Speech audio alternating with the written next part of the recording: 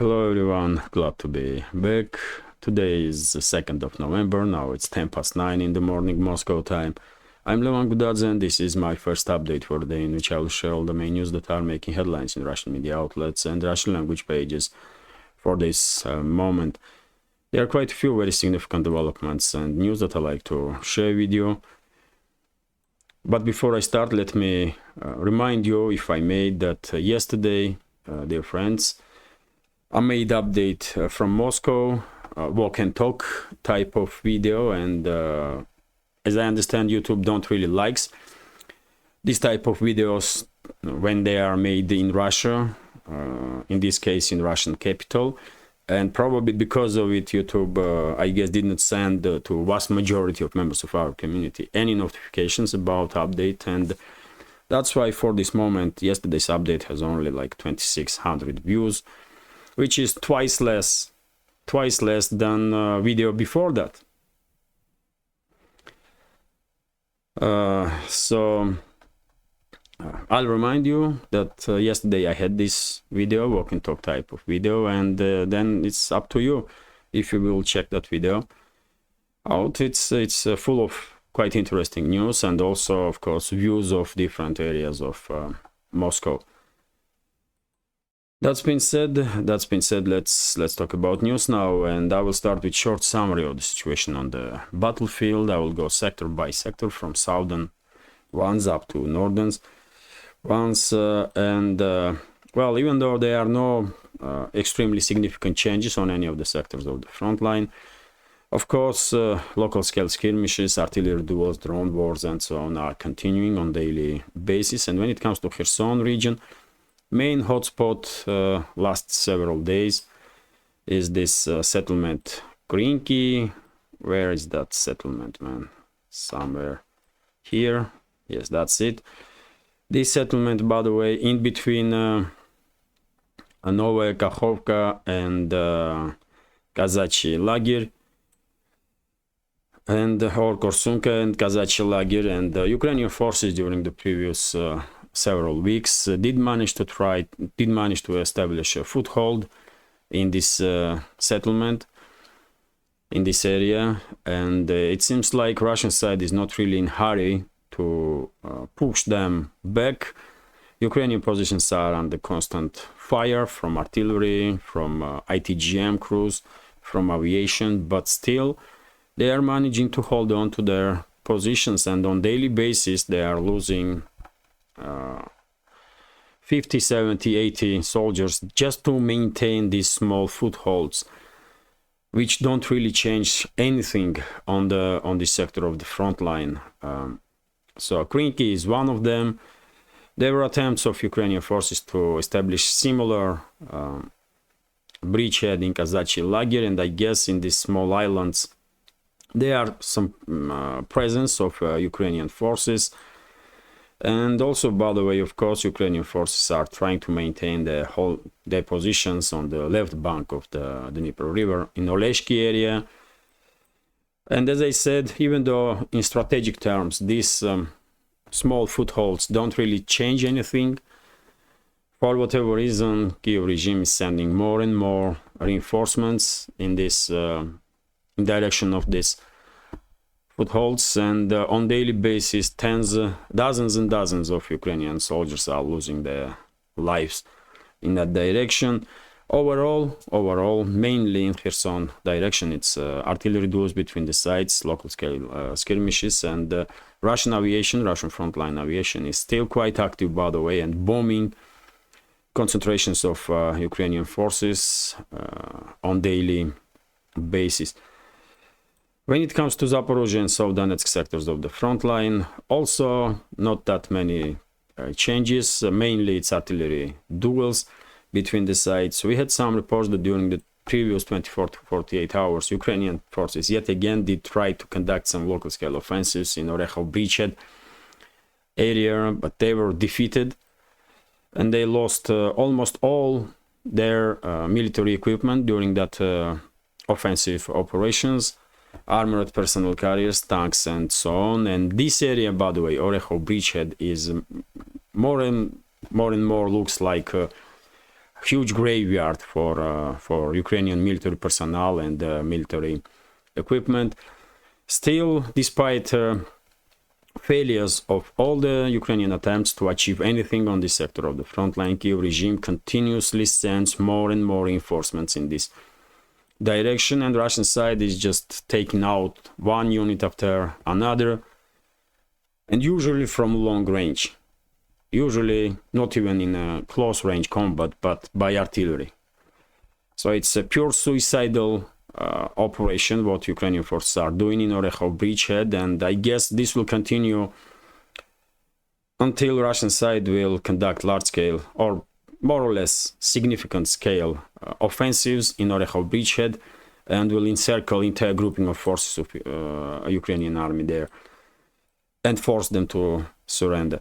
When it comes to South Donetsk direction, we have little more activity in this area, and not just previous 24 hours, but overall previous several weeks. Russian side are quite active in Remevsky salient area, and it's Russian forces that are conducting local scale offensive operations, although at this point we don't have any reports that any of the settlements did become under full Russian control. Majority of settlements on Remevsky salient still in the gray zone, and it's not really anything left in those settlements to hold on to.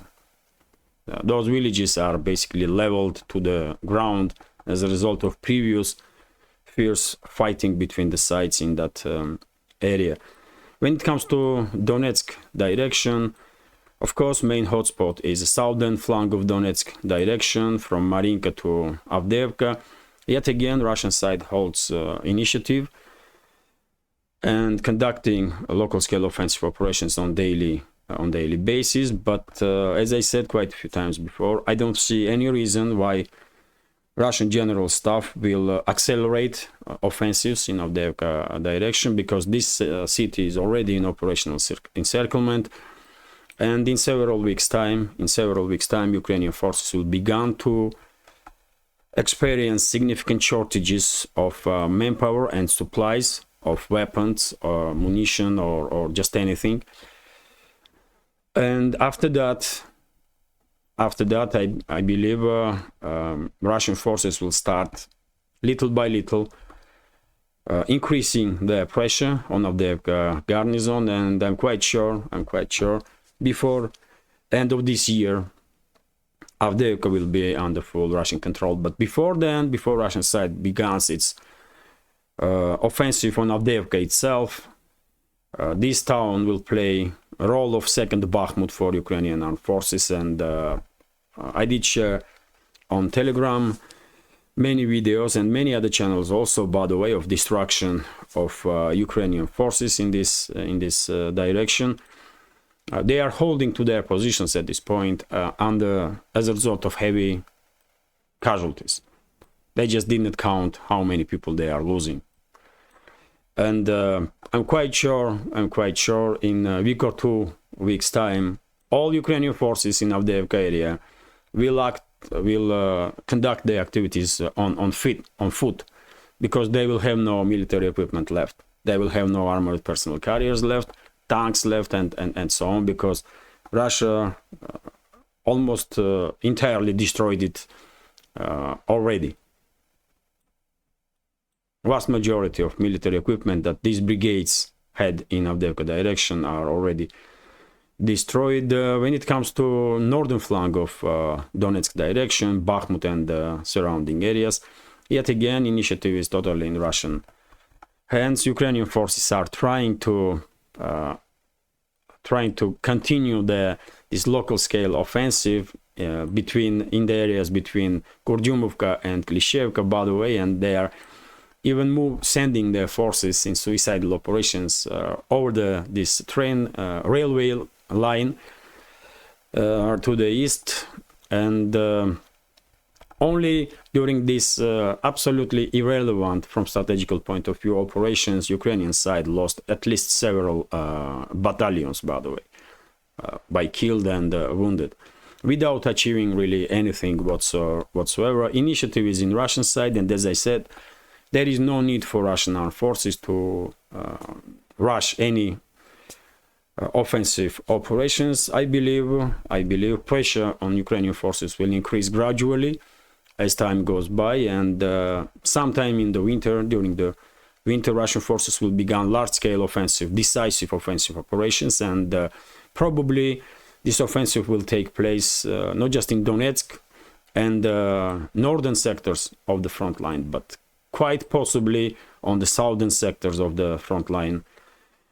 Also, it will be truly decisive Russian offensive, I believe. And when it comes to northern sectors from Seversk to Kupiansk, no significant changes on the ground. It's artillery duels between the sides mainly and local level skirmishes. Although despite all the attempts of Ukrainian side to regain initiative on any of the directions, they are failing constantly, and at this point only one question remains: how poorly informed these Ukrainian units really are, that they are participating, they are obeying these criminal orders and are participating in these suicidal operations. There are so many videos, by the way, on internet with the fields full of killed Ukrainian soldiers. It's so graphic, I cannot share that videos even on Telegram. But it seems like a significant number of Ukrainian soldiers don't really have any understanding of what is going on the front line. And I mean, if they believe that they are winning, maybe they will, rush to these local scale offensives to die. I don't know what is wrong with them, man. It's tragedy, because we should always remember that vast majority of these people are forcefully mobilized. They are under heavy influence of propaganda and have no idea of what's going on. And on daily basis, tens and hundreds of Ukrainian personnel is participating in these suicidal operations. And by the way, if we take a look on yesterday's, for example, report of Russian Defense Ministry about previous 24 hours, just look at these numbers, by the way. Kupiansk direction, 245 killed and wounded Ukrainian soldiers. Krasny Liman direction, 200 killed and wounded Ukrainian soldiers. Donetsk direction, 245 killed and wounded Ukrainian soldiers. South Donetsk direction, 190. Zaporozhye direction, 80. Kherson direction, 80. Overall, by the way, yesterday, or day before yesterday, Ukrainian forces, according to reports from Russian Defense Ministry, lost more than 1,000 military personnel, killed and wounded, just in 24 hours. Will Ukrainian side or militaries, these forcefully mobilized soldiers, know what is going on? Are they having access to information? Because even though these instances when Ukrainian soldiers are, and even units, by the way, are surrendering, increasing constantly, it's not enough, because just look at the numbers, man. There's too many casualties. On both sides, of course, but I mean, Ukrainian side is losing, I don't know, 5-10 times more soldiers. It's this tragedy has to stop, man. This tragedy has to stop. And by the way, Russian Defense Ministry yesterday also did report that Russian air defense systems managed to, and their aerospace forces did manage to shut down 2 Ukrainian Su-27 fighter jets in Kuro-Yedovka and Novoselovka directions. I guess these planes, these Su-27s, were participating in yesterday's attempt of Kiev regime to strike with the missiles in direction of Crimea. And my understanding is that possibly MiG-31 Russian interceptors, long-range interceptors, with support of A-50 Russian AWACS planes, did track these 2 Su-27s and shut down with the long-range air-to-air missiles. So let's continue. This is it when it comes to short summary of the situation on the battlefield. No significant changes, no significant changes. But yet again, if we take in account that it's formally, at least, Ukrainian side that is on offensive, then situation for Ukrainian forces truly are catastrophic. And now let's talk about some other news, by the way. And RIA Novosti is reporting that Russian air defense systems did shut down 6 Ukrainian drones this morning, by the way, early morning today, in Crimea direction. 1 drone was shut down over the Black Sea, and 5 other drones were shut down over the Crimea itself. At this point, we don't have any reports about casualties or significant damage on the ground. RT is, by the way, also reporting about statements that Russian defense minister did made them yesterday. So according to Sergei Shoigu, Russian defense minister, US-made F-16s will survive just a few weeks in Ukraine. That's his estimate. So Russian defense minister Sergei Shoigu claimed on Wednesday that the entire fleet of F-16 warplanes pledged to Kiev by Western donors could be destroyed in less than 3 weeks. He based his claim on the high rate of success shown by Russian air defense in shutting down Ukrainian military aircraft last month. Speaking at the ministerial meeting, Shoigu pressed the Russian forces to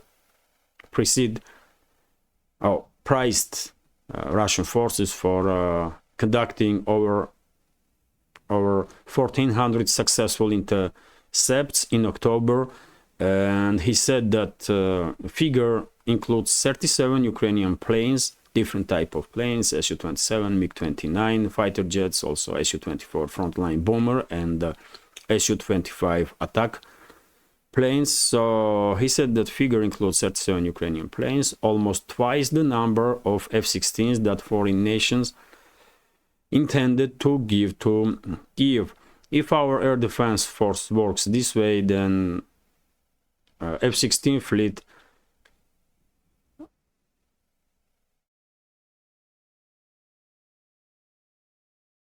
amounts to roughly 20 days of work, he precedes. So, I mean,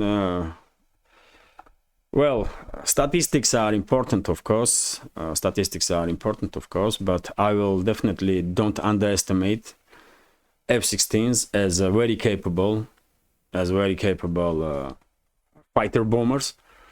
But yet again, Shoigu seems like believes that eventually Kiev regime will receive these F-16s. But me personally, I have doubts that Zelensky and his associates will ever have their hands on Western-made fighter jets, any fighter jets, F-16s from US or F-18s or French Mirage 2000s. There was talk about Mirage 2000s at some point, or French Rafales, or European Eurofighters, Typhoons, or any of the other plane, by the way. I mean, Swedish Gripen. Kiev regime will never have any of these fighter jets. Shoigu, I guess, is too skeptical in that sense. But of course, Russian side have to be prepared anyway. Even if chances that Kiev regime will receive those fighter jets are next to zero, still Russian air defense forces and the Russian air force have to be ready to combat possible threats from Western-made fighter jets. But in my understanding, and I said this many times before, we will only see introduction of Western fighter jets to this battlefield when final stage of Ukraine's disintegration begins. And I mean by that time when Russian side will establish control over the entire Ukraine, with the exception of western regions, which will be occupied or which will be under control of Poland Western neighbors of Ukraine, Poland, Hungary, Romania, and Poland, and possibly Slovakia. And of course, when these NATO member states will send their troops in the western regions of Ukraine, they will try to establish no-fly zone over the western Ukraine. And that's the only time when we're gonna see Western fighter jets over the skies of Ukraine. That's my understanding of situation. But anyway, let's continue. RIA Novosti is reporting that head of Ukraine's general staff, Zaluzhny, is complaining that he don't really have enough training grounds for forcefully mobilized Ukrainian military personnel. And basically, I guess training grounds are list of the problems of Zaluzhny. He has much significant problems, and first of all, absence or significant lack of manpower and military equipment. These delusional individuals, man, are true danger for Ukraine. They don't really understand what is going on. Still don't understand, by the way, that they have been used, and Ukraine have been used, and Ukrainian society have been used in geopolitical games of Western so-called elite. These idiots still don't get it, man. And by the way, of course, we all know about frictions between Zaluzhny and Zelensky. There are some rumors beginning to circulate in internet again that Zaluzhny may have some presidential ambitions. And after all, he's probably more popular in Ukraine than Zelensky, I guess. And well, if these rumors are true, then Zaluzhny definitely are in danger, because I don't think Zelensky and his associates are willing to share power with anybody. And they may just take down Zaluzhny under allegations of some sort of, or they may just kill him, or at least try. Let's continue. By the way, RIA Novosti is reporting that President of Russian Federation did made very interesting and strong statements about possible provocations from the Western so-called elites. And if I may, I will translate this news and read it for you. So, at the meeting on economic issues, Vladimir Putin did not rule out sabotage by the West due to futility of sanctions against Russia. We remember what happened with the Nord Stream. We should not rule out provocations like the one when they recently tried to blame Russia for damaged gas pipeline between Finland and Estonia. It's nothing of itself, that pipeline. The volumes there are insignificant, but nevertheless, as a fact that can be caught on in order to cause damage to us. So he's saying basically that some officials, even by the way, in the Western states, did begin speculating on that story of damaged pipeline in the Baltic state, and even pointing fingers in direction of Russia. Although this hysteria has stopped at this point, but Putin is saying that, you know, we did see just recently that they did try to use this situation with the Finnish pipeline against Russia, and they may do something similar in the future. The head of the state called for calculating such risks in advance and responding to them proactively. At the same time, Russia must be prepared to increase sanctions pressure. Well, Putin is correct. Putin is definitely correct. Provocations will definitely take place against Russia. I have no doubts about that. And provocations may be not just in economical term, but also in many other directions. Just yesterday, if you remember, by the way, in yesterday's update, I did report about statements of Russian Defense Ministry about activity of US and Ukrainian military personnel in bio-experiments, and according to Russian Defense Ministry, in Lvov, by the way, in a Lvov laboratory, US and Ukrainian specialists were actively working on bird flu viruses, and the main task for them, as I understand, and as Defense Ministry reported, is to conduct some provocation with spreading this virus, bird flu virus, and then blame Russia for this, for using bioweapons. So provocations in many directions are expected and will probably take place from the Western so-called elites. So warnings of Putin is very relevant, absolutely. But let's continue. RT is reporting, by the way, that, well, Prime Minister of Italy gets in the nest of Russian prankers, Lexus and Vavan. These guys are something else, man. For so many years, they are managing time after time to prank these high-ranking officials worldwide. And, well, this time, let me read it for you. There is a lot of fatigue with the Ukraine conflict, and the EU nations will soon agree that it must be resolved through a compromise. Italian Prime Minister Giorgia Meloni has told a pair of Russian pranksters, Lexus and Vavan. So Vavan and Lexus published the clip on Wednesday of their conversation with Meloni, which reportedly dates back to September, and in which they posed as an unnamed African politician. Discussing the Ukrainian conflict, the Italian leader told the pair, "I see that there is a lot of fatigue, if I have to say the truth, from all the sides. We are near the moment in which everybody understands that we need a way out." Well, at least unofficially, by the way, at least behind closed doors, these EU high-ranking officials do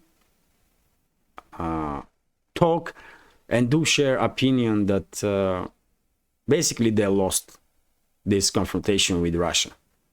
They lost it, and they need to find a way out of from this mess that they created with under leadership of course, Washington and London. So well done to Lexus and Vavan. They are doing some truly special work, man. Unbelievable. I find it difficult, man, to invite guests on interviews because the channel is too small. Nobody knows who am I and so on when it comes to these experts and so on. They probably hear about me only when they receive my message about interview. But anyway, I find it difficult to invite guests on the show, and these guys, man, Lexus and Vavan, are able to prank leaders of the states. Wow. They are I mean, something special, as I said, man. But anyway, let's continue. Next general topic, next main topic is, of course, Middle East and escalation between Israel and Palestine. And TASS news agency is reporting, by the way, that IDF forces at this point are on the outskirts of Gaza City itself. And this was stated by General of IDF, Itzik Cohen, who is head of 162nd Division of Israeli Army. And there were some other sources also that were confirming that Israeli military equipment and Israeli military personnel have been seen on outskirts of Gaza. So this ground operation of Israeli army is moving forward gradually, step by step. and they are gaining control over the more and more territories. Although for whatever reason, Israeli officials are still not calling these operations as a major ground operation. They still calling it some, you know,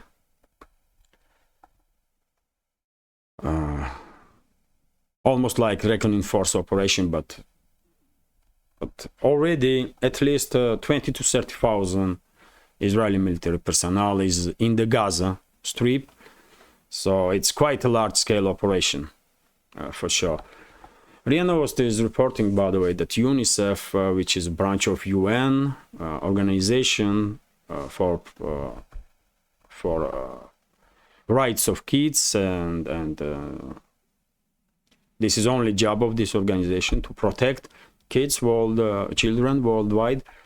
And this organization did come up with a very strong statement towards Israel, and they stated that Israeli strike on refugee camp in Jabalia was a slaughter. That's what they are saying, by the way. And according to this news, even though there is not precise information at this point how many civilians died during this Israeli strike on Jabalia refugee camp, 2 strikes, by the way. Israeli side did conduct a strike one day, and on the second day, for whatever reason, they did strike very same area again. And casualties are in hundreds. Among them are kids and children, and UNICEF is coming up with this very strong statement. They call actions of Israeli armed forces as a slaughter of civilians and children in Jabalia.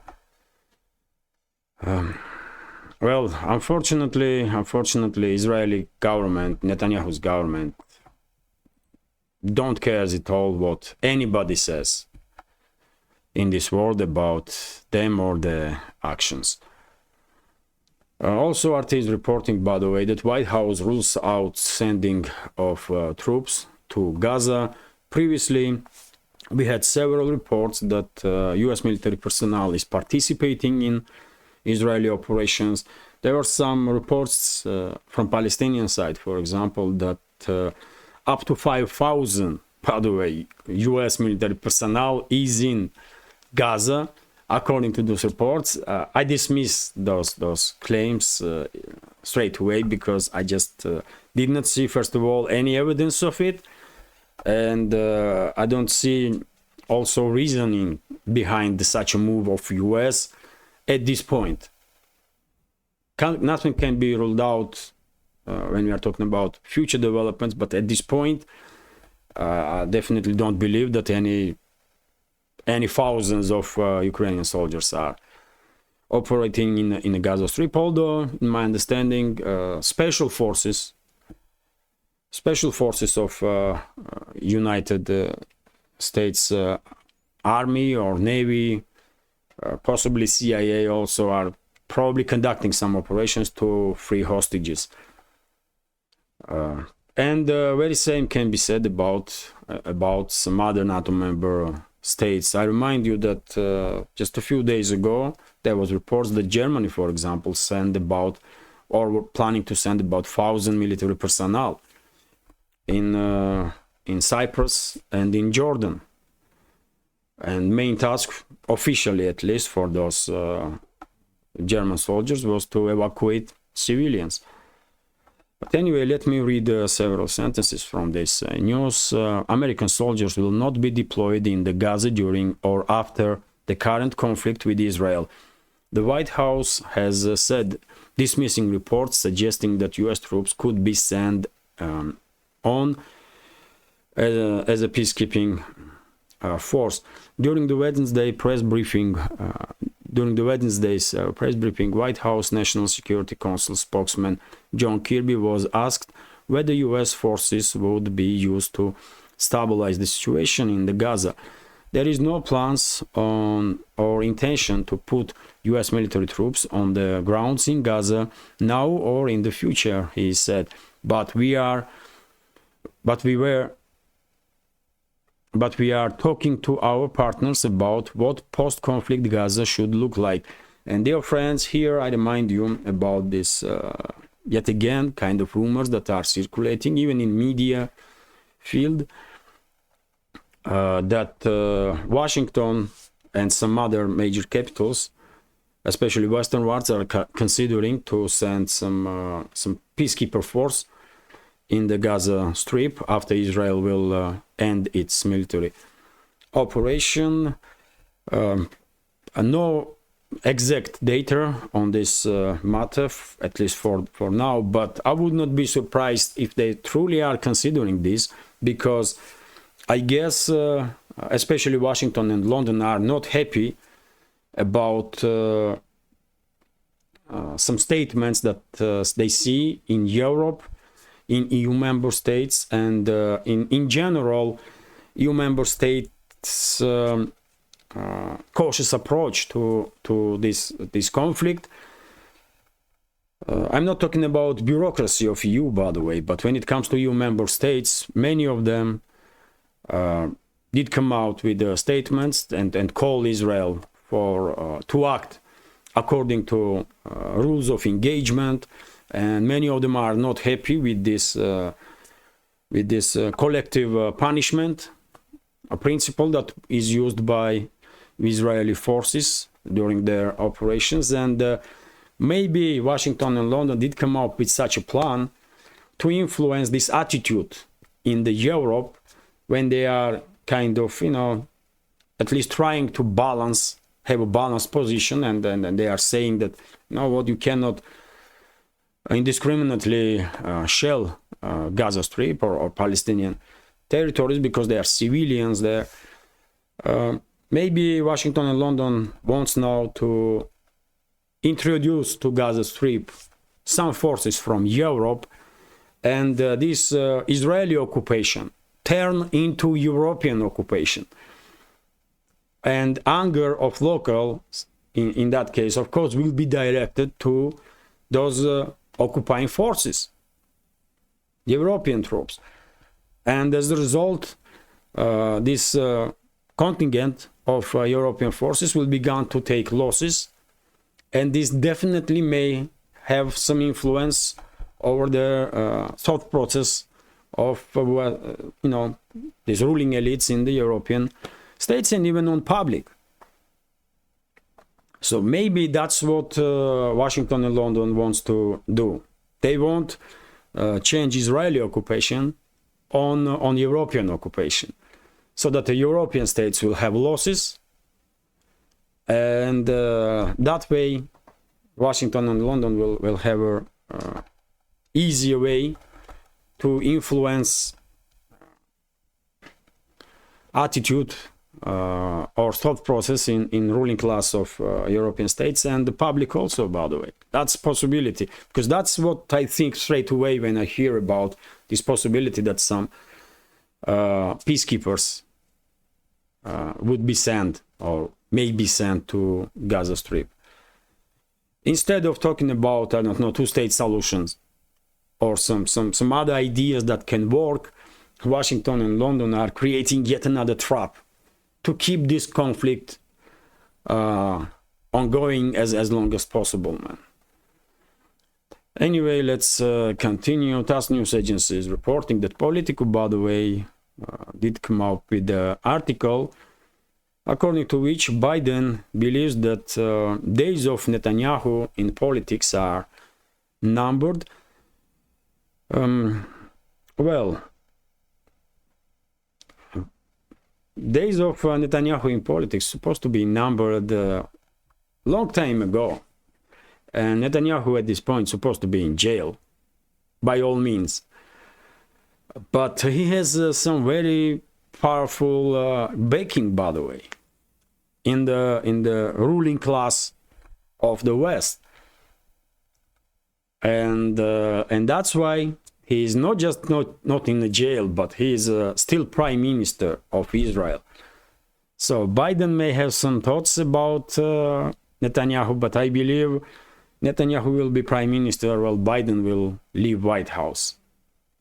This guy, man, Netanyahu, has, I mean, too strong support from some shadow groups that are ruling at least Western world, and Israel also, by the way,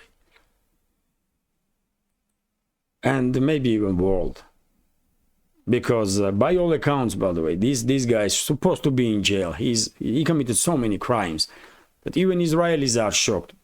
Even Israelis, by the way, are shocked that this criminal is still prime minister, man. But it is what it is. So Biden is definitely wrong, man. Biden is definitely wrong.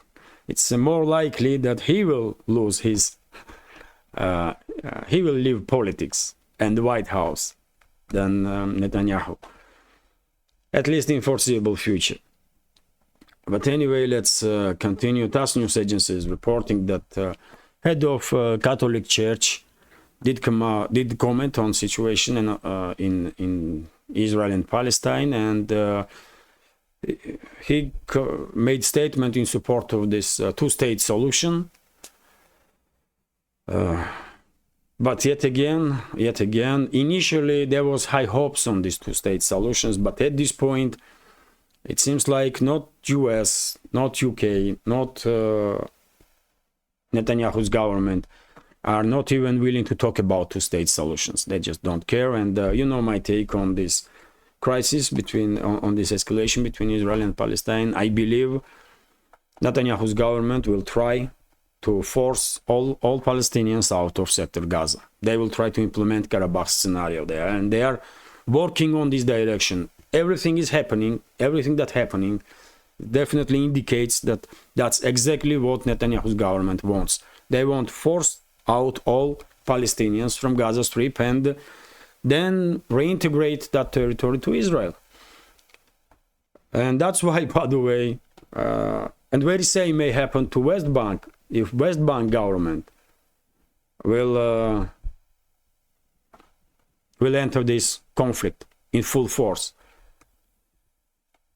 But anyway, let's continue. So, I mean, head of Catholic Church may want some good to be done, and maybe he's trying to come up with some solutions, but two-state solution is dead at this point, because Israel and main supporters of Israel, main backers of Israel, US and UK, are not even willing to talk about it. TASS news agency is reporting, by the way, that Foreign Ministry of Jordan recall its ambassador from Israel. Well, yet another state is acting strongly towards Israel. I remind you that yesterday, I did mention it, by the way, in yesterday's update, that Bolivia cut all diplomatic ties with Israel, and many Latin American states did make statements that they will minimize diplomatic relationships with Israel, or even recall their ambassadors. And we have now a statement from Jordan that they are recalling their ambassador. Many other states will probably follow suit all around the world, because no one can, outside of ruling class of the Western world, no one can understand and support what Israeli government and Israeli army does in Gaza Strip, when they're killing thousands and thousands of civilians, when they know their strikes will kill civilians. One thing is when by mistake civilians are casualties, when it's not intentional strikes, but when Israeli army knows that if they will bomb this or that area, hundreds and thousands of civilians will die, and they still are doing this, that's a war crime, by the way. That's a war crime, and as I said, out of this bubble of Western so-called elites, no one in this world can and will support such actions of Israeli forces, even though vast majority of this world, of course, condemned actions of Hamas. These brutal actions of Hamas when they invade Israeli territories. But still, one atrocity do not justifies another atrocity. That's how it is. Let's continue with some other news. RIA Novosti is reporting that US militaries, by the way, blew up their own Minuteman III intercontinental ballistic missile over the Pacific Ocean because of some malfunction on that missile. This was a test flight for Minuteman III, and something did go wrong, and well, let me read the news, by the way, what I also share on my Telegram. So the US military detonated the Minuteman III intercontinental ballistic missile in the flight over the Pacific Ocean due to problems encountered during the test launch, the US Air Force said in the statement. Space Launch Delta safely neutralized Minuteman III ICBM over the Pacific Fleet due to anomaly during the test launch from Vandenberg Space Force Base, California. The statement said, well, nothing unusual really. That's why test flights are conducted, to make sure that weapon systems are working properly. And when they don't, you know, engineers continue the work to deal with issues. Unfortunate. What is unfortunate really, that these major powers, nuclear powers in the world, are entering yet again this stage of how you say гонка вооружений, man. Just a sec. Arms race, yes, this arms race, especially when it comes to intercontinental nuclear capable weapon systems, cruise missiles and hypersonic weaponry. But it is what it is. I mean, there is no trust in this world, especially between Western so-called elites and the rest of the world, and that's why it's definitely impossible to be optimistic in regards to this topic at this point. Anyway, let's continue. Several news about some economics, and that's it for this first update. TASS news agency is reporting that, well, according to Bloomberg, by the way, Russian billionaires Petr Avian and Mikhail Friedman. Petr Avian and Mikhail Friedman did made a statement that they conducted huge mistake when they decide to invest in the UK, and they are regretting this step, which is well, quite understandable that they are regretting this step, because they are losing money that they invest in UK. But same time, I have just one question, man. I don't care about these billionaires, man. I never did, because I don't believe that billionaires are decent people whatsoever. I just don't believe in this. Billionaires in principle cannot be decent human beings, because why you need billions, man? Just, you know, do some good stuff with that money. There are so many charities. That's so much good to be done, man. You can have one house, two houses, okay, free. One car, two maybe. You can support all of your relatives, your friends. I mean, whoever. And I mean, you can live for you, I don't know, 100 million,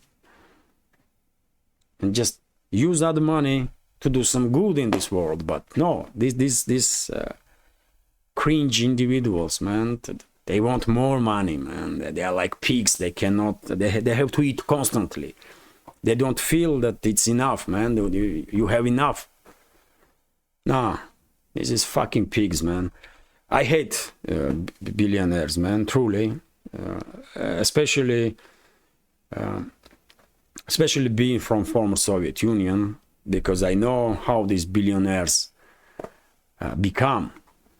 And vast majority of Russian oligarchs, for example, they are dodgy people, and God knows how many people died while these guys, these criminals, were becoming billionaires. But anyway, I lost my process of thoughts. I don't care about billionaires, as I said, man. But I have a question: how these stupid people, truly stupid people, man, become billionaires? Because if they were intelligent, they would know for a long time that they cannot invest in the Western world because it's not safe. Because it was only a matter of time when Western elites will escalate with Russia. It was so obvious, by the way, even 5-10 years ago. And these criminals, in my understanding, by the way, these billionaires, still invest. And question is, I mean, how such stupid people become billionaires, man? What kind of crimes they did committed, and how much and how they steal money, because they could not create anything, man. Such stupid people cannot create anything. So they steal money. That's logical to me. And why they are not prosecuted? Why they are not prosecuted, for God's sake, man? These bloodthirsty criminals. All of them, all billionaires, all oligarchs are criminals, man. I will never believe that any billionaire is a decent human being in this world, because you just don't need billions, man, to live happy life. You just don't need it, man. Absolutely. And no one should have billions in this world. No one. It's wrong. And that's why system is corrupt, man. That's prime example why system is corrupt, because some worst representatives of human beings, human civilization, are using this corrupt system to, to become ultra rich, unreasonably rich, and unreasonably powerful. But anyway, sorry for little emotions, but I hate when these bad people are on the top, man. I just hate to see this. But it is what it is, man. That's the world that we are living in. If I was Russian president, man, trust me, all Russian billionaires will be in jail. All of them. Every single one of them, because I don't believe any Russian billionaire is a decent human being and work its way to those billions. By law, according to law. I just don't believe in this. They all are criminals. At least in Russia, and I guess worldwide also, man. You tell me your opinion on those billionaires. Is it even possible to become a billionaire by acting as a decent human being? It's just not possible, man. No. Even these tech giants in the West, by the way, even these ultra-rich people, they were stealing stuff, technologies, ideas, and so on, isn't it? All of them. From Zuckerberg to, I don't know, man, you name it. But anyway, let's continue. RIA Novosti is reporting that Russian golden reserves did reach historical high, and at this point, Russia holds 2.36 thousand tons of the gold, and this is 5th place, by the way, in the world. In the September, Russia did increase its golden reserves by 2%, which is 44 tons. Well,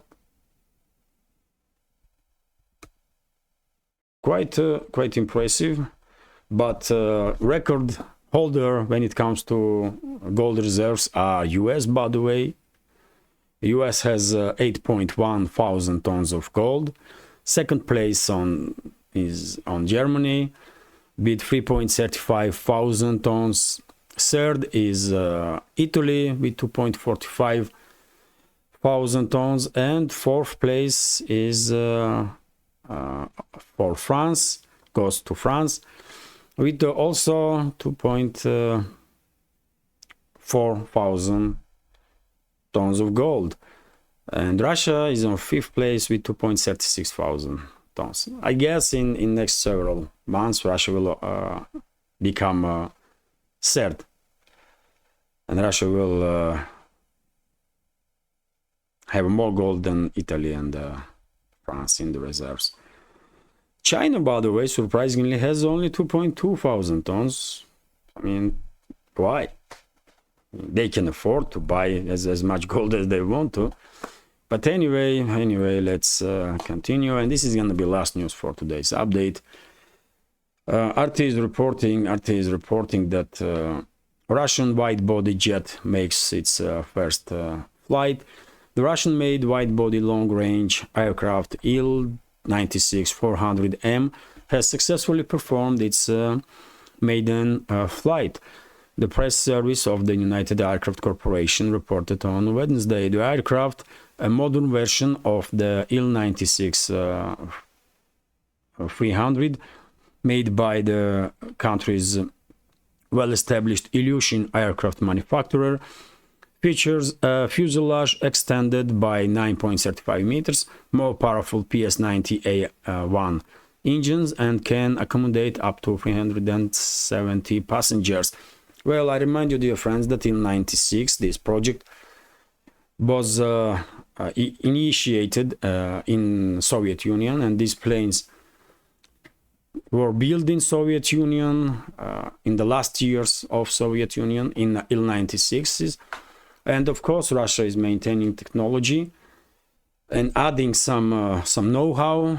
Well, in fairly short time, I guess Russia will begin producing this wide-body long-range aircrafts also, which is great development, by the way. Only few countries in this world are able to build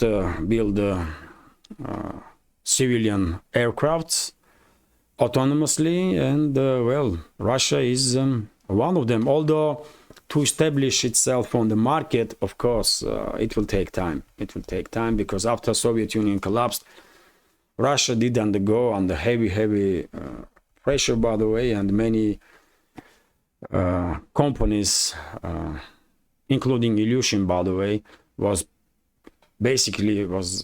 built from the scratch. That's how bad situation was in '90s after Soviet Union collapsed. It's good to see that Russia is moving forward with civilian aircrafts also. And if Russian companies will, combine their work with Chinese companies, by the way, or they will definitely become a quite significant competitor for Boeing and Airbus. Let's see how it goes, man. Anyway, this is it for now. How long is this video? 58 minutes. Too long, but anyway, hopefully you will find this update interesting, and if so, please click that like button and leave some commentary.